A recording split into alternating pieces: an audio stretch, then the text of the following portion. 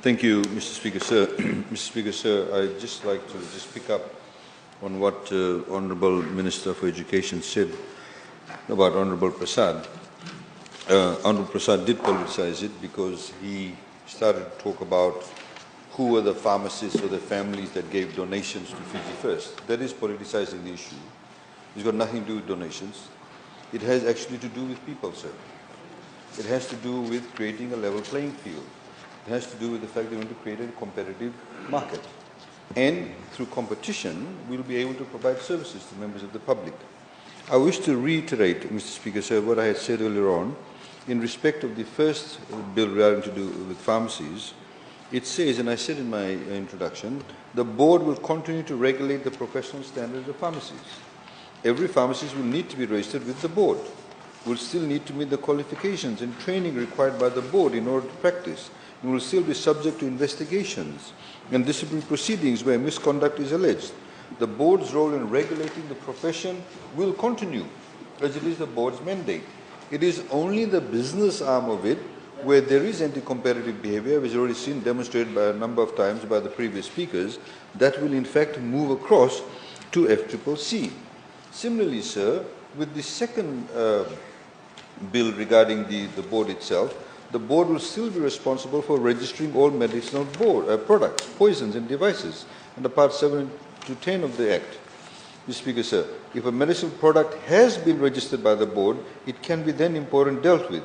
The Minister, which is Minister for Health, and the board may then work together under Section 34 of the Act to prescribe the conditions for the importation of these products. This will include the special prescription and record-keeping procedures. This role of the board continues, and we are not proposing that this be changed. This is because we recognize the board has the expertise to vet what medicines and drugs can be imported and dealt with. And under what conditions can you keep it in your pharmacy? There are certain medicines you have to keep in a separate box, somewhere not with other drugs. When all those conditions have been set aside, then it becomes the business side of things. And the business side of things then, Mr. Speaker, sir, once those things are established, then FCCC can do that, because at the moment, that same board is then saying to various pharmacies, no, you can't do it. They don't necessarily give a reason. As Honourable Minister for Education highlighted, it's very anti-competitive.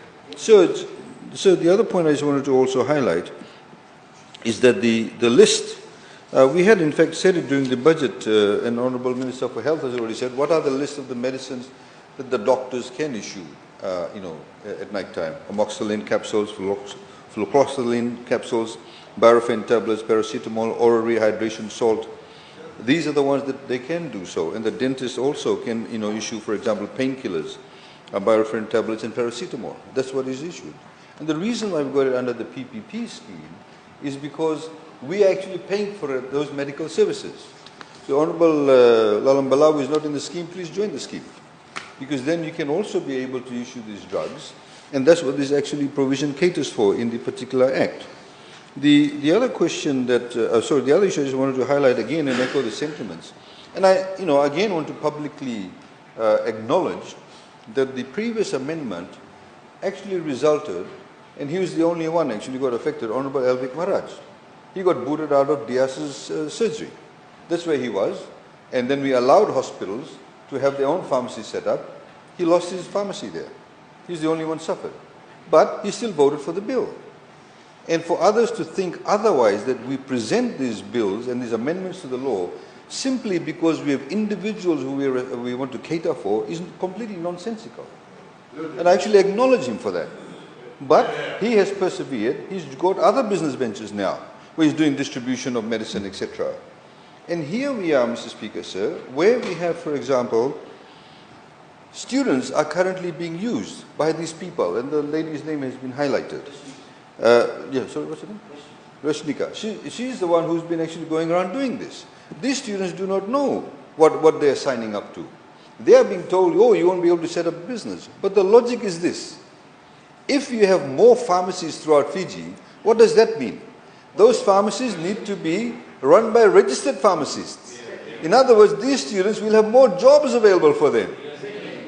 If there's more pharmacies going to be in Kandavu and Rotuma and Lau and Ovalau and everywhere else in Tavyuni, who will have to run them? Registered pharmacists.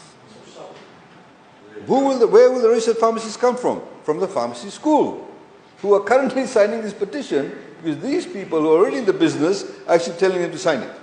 They're giving them misinformation. So my appeal to the students is please do not listen to these people. Look at the long term. What does this do for you? It actually gives you the opportunity to get a job, also gives you a better opportunity to set up more businesses.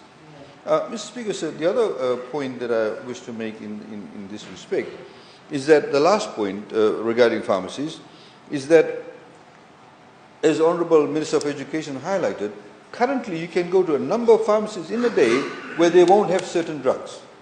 They simply won't have it because there's not enough competition. They're not really interested in what array of medicine products needs to be available, so they restrict themselves and they don't do the actual business investments themselves. Mr. Speaker, so the Honourable Seni Loli had raised the issue about the Telecommunication Development Trust Fund. It's actually established under Regulation 4 of the Telecommunications Trust Fund, Regulation 2016. It gets audited. That's why it's there. The account, it's all held publicly. Mr. Speaker, sir, the last point I wish to make also, Honourable Wanganika. I'm glad that she corrected herself when I pointed out to her that the burden of proof is reversed when you actually claim that you have less than 1%. At the moment, the law is such. What the police actually does, they test the plants which is suspected to be cannabis. They don't actually have to say 1%, 10%, 15% THC. They simply have to prove it's cannabis. That's all. But now we've given an opportunity to a person that may be arrested for this particular offence, that if you are saying that it is not actually cannabis but is in fact industrial hemp, then you can go and prove it yourself. The burden of proof is on you. Because at the moment the law is very simple, very archaic. Cannabis in, you are committed an offence. But what we're saying now, if it's a THC level less than 1%, agriculture is available, police are available, doesn't mean that they won't be able to access that. They can access that. They have lawyers, they have, whether it's legal aid or any other lawyer. So the burden of proof is changed in that perspective. It is the burden of proof of the prosecution to prove you've actually committed an offence under this specific act. But then now we've got an additional leg where it gives the person who is being arrested, who is being prosecuted, I should say, to say, look, if you think there is less than 1%, you prove it to us, and then the burden of proof is on you, and therefore, in fact, there is a defence now. Previously, as you know, possession, there's no defence. So, Mr. Speaker, sir, those are the comments in respect of these amendments. So, one last one, sorry, sir. Honourable Prasad, I don't know where he gets his logic from. He's saying that the employers are subsidising the employees. They are not subsidising. In fact, Mr. Speaker, sir, he's saying the employees, thank you for that. He's saying that the employees are subsidising the employers. Doesn't make any logical sense. In fact, sir, during the COVID, when we had about 110,000 Fijians who lost their jobs, a lot of people said, look, we don't want to contribute actually 8%. We want more money. In fact, a lot of submissions were received from members of the public saying, don't deduct our FNPF at all. We want all the cash. We don't care about the savings at this point in time. We just want the cash now because we have to live day to day. I used to work 5 days a week. Now I'm working only 2 days a week. I need more cash. Some employers were also saying, look, if you continue to give us this 10% deduction, then we'll find it very hard.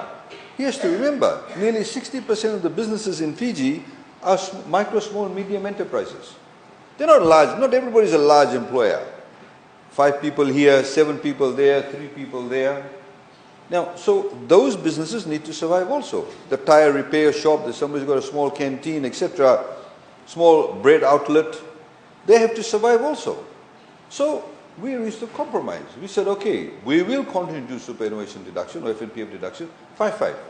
The employees wanted less deduction, the employees wanted less deduction. In that way, a lot of people still had their jobs. They still were able to cling on to it.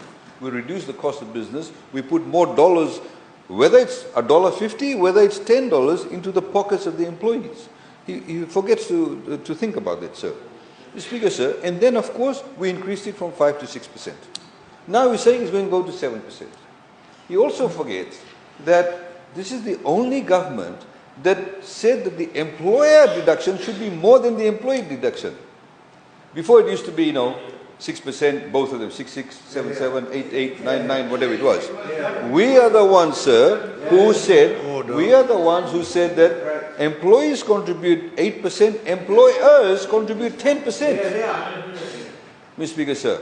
When you go to other countries, you go to Singapore, the actual employers pay far less than the employees.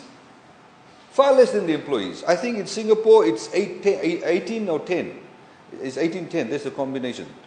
Somewhere there. In fact, the superannuation deduction in Singapore is more than 30% altogether combined. That's why they have very high levels of savings. They've done it since the 1960s. Very high level of deduction. But the employees' deduction is far more than the employers, sir. Mr. Speaker, sir, and also wish to inform Parliament, there are already employers who are deducting 10%. If he wanted to be honest about it, if you see the law, sir, in the previous budget, we said that any employer that contributes more than the mandatory 5 or 6% and now 7% from January and pay up to 10%, we give them a tax deduction. We'll help them. You pay 10% instead of the 7% from January. For that 3%, we give you a tax deduction. So a lot of employers are already paying 10%. In fact, some of them are not even claiming the tax deduction. So again, if you go out and really talk to the right people and want to ascertain correct information, you'll know that a lot of people are already doing that, sir.